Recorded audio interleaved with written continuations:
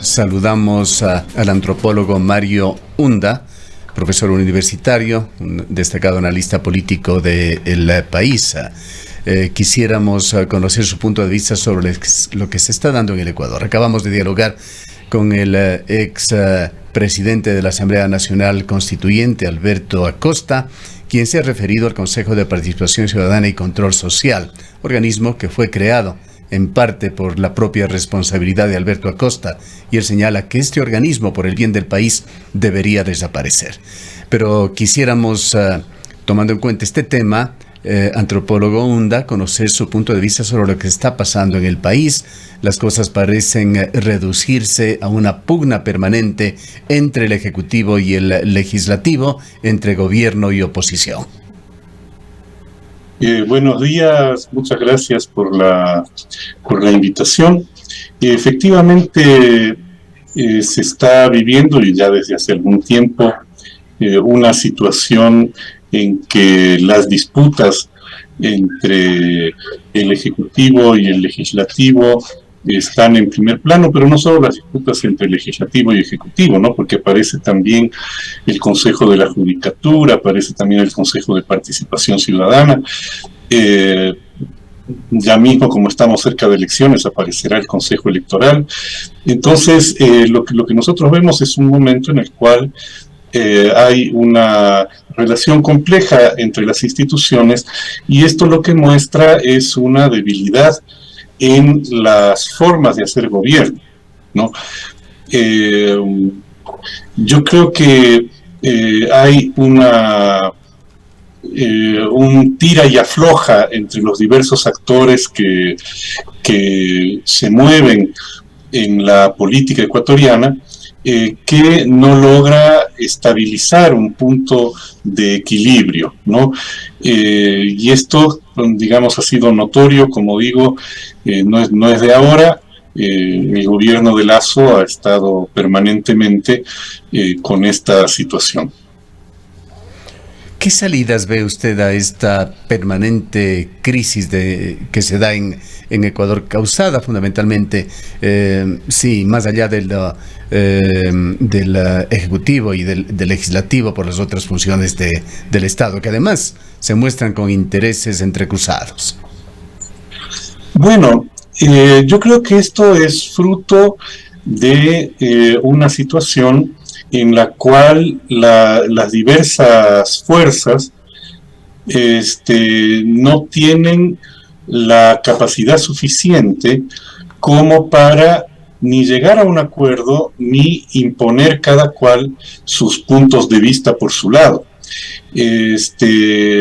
Esta dispersión, por decirlo así, de los factores de poder resultó de las relaciones de fuerzas que se expresaron en las últimas elecciones. Y claro, la única manera de resolverlo esto es o encontrando puntos de acuerdo, ¿no? O simplemente esperar a las próximas elecciones a ver si las fuerzas se reacomodan de un modo mejor. Ahora, Mario, perdón, muy buenos días. Hola, ¿qué tal? Te interrumpo aquí, hablando de las próximas elecciones, y en este contexto aparece la consulta popular, que lo más probable, como ha anunciado el ministro de Gobierno, es que se lleve a cabo de manera paralela. Las preguntas estarían siendo ya analizadas. Se habla de unas 10 preguntas que incluiría una serie de temas. ¿Cuánto puede ayudar o no esta consulta popular en esta circunstancia que está viviendo el país? Bueno, todo depende de cómo la conciencia ciudadana termine de ir procesando estos conflictos hasta el momento de las elecciones. Si se plantea hacer la consulta popular junto con las elecciones locales, esto significa para febrero del año que viene, entonces tenemos un poco más de medio año en el cual la situación puede cambiar. Por de pronto, una consulta popular que se hace a estas alturas, ¿no? Transcurrido relativamente poco tiempo del inicio del mandato presidencial, es vista mayoritariamente como una suerte de plebiscito respecto al gobierno de turno, más allá de las preguntas que se hagan. ¿No? Es decir, la gente va a expresar de una o de otra manera su opinión respecto al gobierno, su proximidad o su alejamiento respecto al gobierno. ¿Esto no sería un riesgo para el presidente Guillermo Lasso, considerando la bajísima popularidad o aceptación que tiene en este momento? Claro, ese es justamente el riesgo de las consultas populares en estos momentos y en la situación que se está viviendo, porque es evidente que los gobiernos han utilizado en el Ecuador prácticamente desde el inicio del retorno a la democracia para acá, las consultas populares más bien como un mecanismo de relegitimación social en un momento en que su propia legitimidad se encuentra de alguna manera en entredicho. Ahora, esto se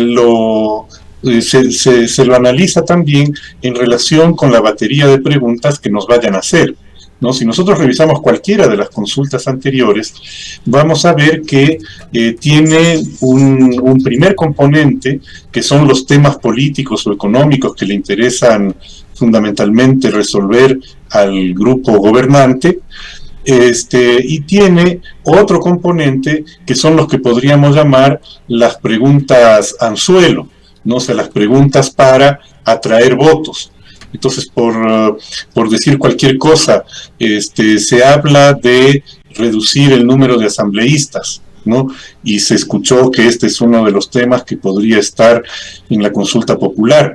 Es evidente que esta es una pregunta anzuelo, ¿no? Porque con la mala imagen que tienen los asambleístas, que tiene la asamblea misma, y que ha tenido el poder legislativo en todo este último tiempo, es una manera de atraer votos para la opción del sí. Y se espera que estas preguntas anzuelo terminen arrastrando votos hacia los temas de interés particular del gobierno. Entonces habrá que analizar cuando se conozca un poquito más las preguntas. Han ido saliendo algunas. Fernando Villavicencio dijo que las preguntas que él ha propuesto han sido acogidas por el presidente de la República, y entre ellas hay algunos temas relacionados a reducir el número y mejorar la calidad de los asambleístas, los provinciales elegidos a medio periodo, extraditar a narcotraficantes y delincuentes de cuello blanco a los Estados Unidos, y algunas preguntas relacionadas al Consejo de Participación Ciudadana, como es la eliminación de sus facultades. Estos serían tentativamente algunos temas, según ha aseverado Fernando Villavicencio, que él ha conocido que efectivamente su propuesta ha sido incorporada para esta consulta. Sí, cabe añadir que Fernando Villavicencio señaló que esas preguntas a las que se ha referido Rosana no son del gobierno, que han sido canalizadas de intereses ciudadanos a través de Fernando Villavicencio. Añadía también allí una pregunta sobre la protección de los recursos hídricos. Además de estos tips que nos ha dado Fernando Villavicencio, él aseveraba que esas 5 preguntas son parte de las 10 que presentará el gobierno, que esto ha sido aprobado ya, pero lo que se conoce más sobre la consulta y los temas en general es lo que han señalado miembros del Ministerio de Gobierno y del Interior, que hablan de los temas de seguridad nacional, institucionalidad del Estado y gobernabilidad, así como mejoramiento de la economía y el empleo. Este conjunto de temas, sin embargo, deberían traducirse y concretarse en 2 temas que son fundamentales en el país y que flaquean aquí: el tema de la gobernabilidad y la institucionalidad. ¿Qué cree que se puede lograr en definitiva con esta consulta popular, más allá de los textos de las preguntas que aún a ciencia cierta no los conocemos?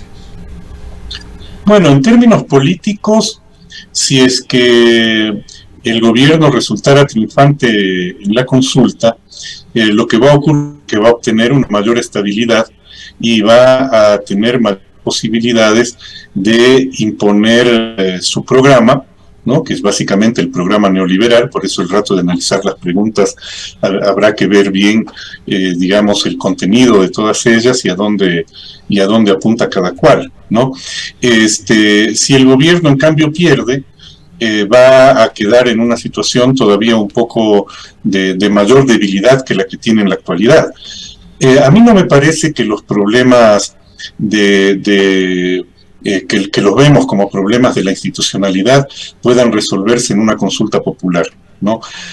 Y en esta consulta popular en particular, mejor dicho. ¿Y por qué? Porque los problemas que está viviendo la institucionalidad en el Ecuador son problemas que se vienen arrastrando desde mucho tiempo atrás y que tienen que ver con ciertos desajustes que se presentan en el modo de entender la democracia y en el modo de practicarla. Es interesante notar que cuando se aprobó la Constitución que se encuentra vigente, hubo un momento de participación ciudadana bastante alta en los debates respecto a lo que se proponía en la Constitución, respecto a formulaciones específicas de propuestas de articulados o de capítulos para la nueva Constitución. Hubieron miles de propuestas de grupos y personas que llegaron a Montecristi con sus planteamientos, y un espíritu más o menos similar, aunque menos festivo, pudiéramos decir, se había vivido también cuando se discutió la Constitución de 1998. Y lo que se observa particularmente en este momento es que en las reformas actuales, en realidad el pueblo y la ciudadanía están ausentes, ¿no? Porque es verdad, se plantea ir a una consulta popular, pero en estas condiciones la consulta popular va a ser simplemente legitimación de una cierta situación que ya se encuentra dada, porque no ha habido procesos y espacios de debate ciudadano amplio sobre estos temas.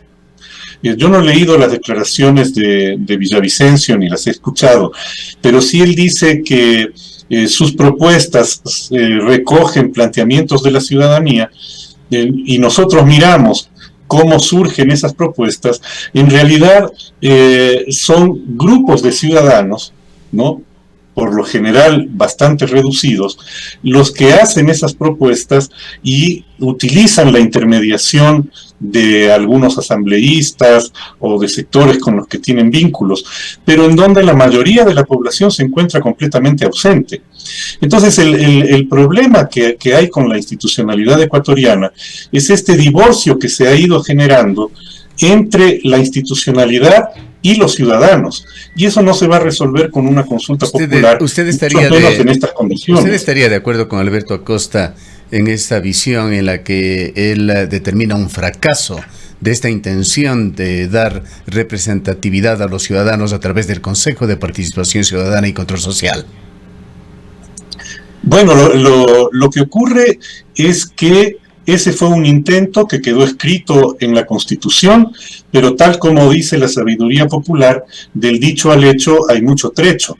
Y entonces la participación ciudadana, aunque esté reconocida en las leyes e incluso en la que se supone que es la ley máxima, la Constitución, no tiene la fuerza suficiente si es que no se procesa a través de mecanismos de organización de la sociedad, de organización de los debates de la sociedad, porque si no, en lo único que quedamos es en una ficción de participación ciudadana, porque las maneras como se lo ha ido presentando y haciendo, termina siendo siempre un asunto estrictamente individual. Entonces las personas que tienen interés por sí mismas o por los grupos que lo sustentan en llegar a ciertas instituciones, como el Consejo de Participación Ciudadana que se ha citado, por ejemplo, actúan a título puramente individual, con una ciudadanía ausente. Y no puede haber participación de la ciudadanía si la ciudadanía está ausente, ¿no? O sea, la ciudadanía no es cada individuo. O sea, la ciudadanía es el conjunto, el colectivo de la población que está constituida de formas sociales e históricamente determinadas, que tiene o no tiene formas de expresión y de organización. Entonces, pretender que la participación ciudadana puede ser expresada a partir de acciones puramente individuales, en realidad termina fortaleciendo la exclusión de la ciudadanía respecto a las instituciones y a los asuntos que las instituciones tratan. Concretamente, a mí me parece que efectivamente hay que replantearlo. Concretamente, este organismo, el Consejo de Participación Ciudadana y Control Social, debería persistir en esta estructura gubernamental ecuatoriana. Bueno, el Consejo de Participación Ciudadana, en mi opinión, incluye un equívoco de nacimiento, ¿no? Que fue haber incluido en el mismo espacio, ¿no?, lo que tiene que ver con la participación misma y lo que tiene que ver con la capacidad nominatoria de los altos funcionarios de determinados organismos estatales, básicamente los de control, que son los que generan por lo general estas rispideces dentro de las disputas políticas. Entonces, eso lo que terminó haciendo es poniendo todo el énfasis por el interés de los grupos que actúan en la política en el control de los organismos del Estado, quedando en segundo plano la participación misma, ¿no?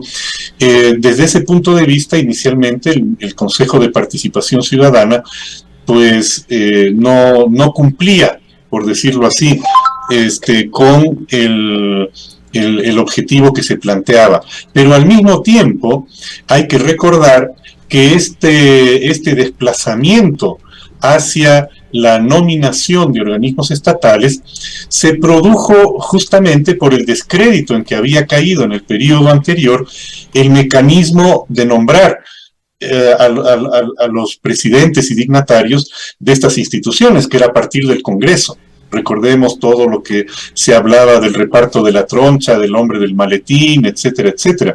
Entonces nosotros lo que tenemos es una situación que no se ha resuelto, ¿no?, que es cómo se van a nominar, ¿no?, los dignatarios de estas instituciones. Lo que se está hablando ahora es de que de alguna manera vuelva al ámbito legislativo, ¿no?, como solución ante el fracaso del mecanismo Consejo de Participación Ciudadana. Pero no podemos olvidar que el mecanismo legislativo ya fracasó antes también. Así es. Bien, el tiempo se nos ha agotado. Queremos agradecerle por su presencia, antropólogo Unda. Bueno, muchísimas gracias a ustedes por la invitación. Un saludo a toda la amable audiencia. El antropólogo Mario Unda es profesor de la Universidad Central del Ecuador, analista político, articulista de la revista electrónica Rebelión.